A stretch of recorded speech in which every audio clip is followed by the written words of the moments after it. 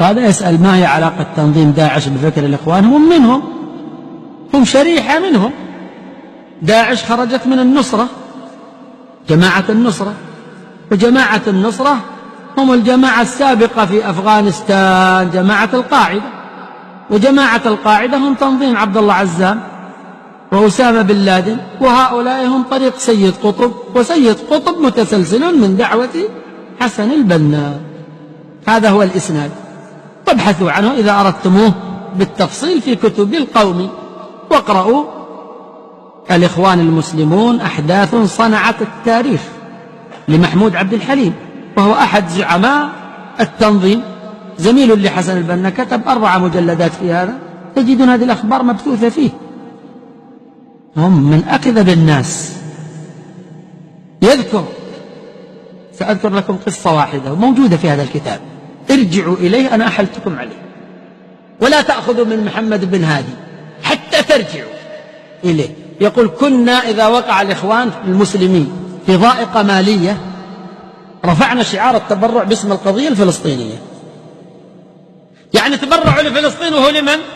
لهم، لجيوبهم، صح ولا لا؟ وأنتم رأيتموه قبل سنوات قريبة ليست بالبعيدة، تحفيظ القرآن والعلب هذه التي فيها تحفيظ القرآن تبرعات، مسكوها أين تذهب؟ للإرهابيين. موجود، اللي ما نسي يفتح الأنب الأحسن يجده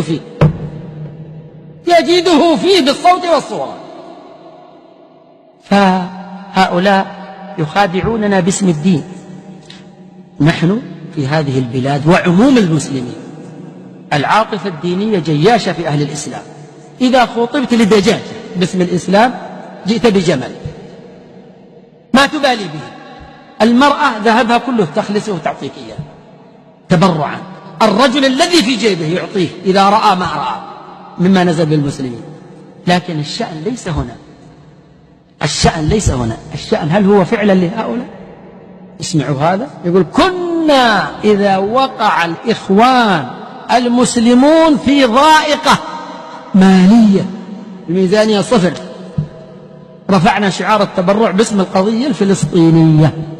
وأنا معكم على نفسي، أقول لكم لا تحكموا حتى تقولوا الآتي: إن كان هذا الأمر صحيحا يا محمد بن هادي بعد احكموا، ارجعوا إليه في هذا الكتاب، فإذا وجدتموه قولوا غفر الله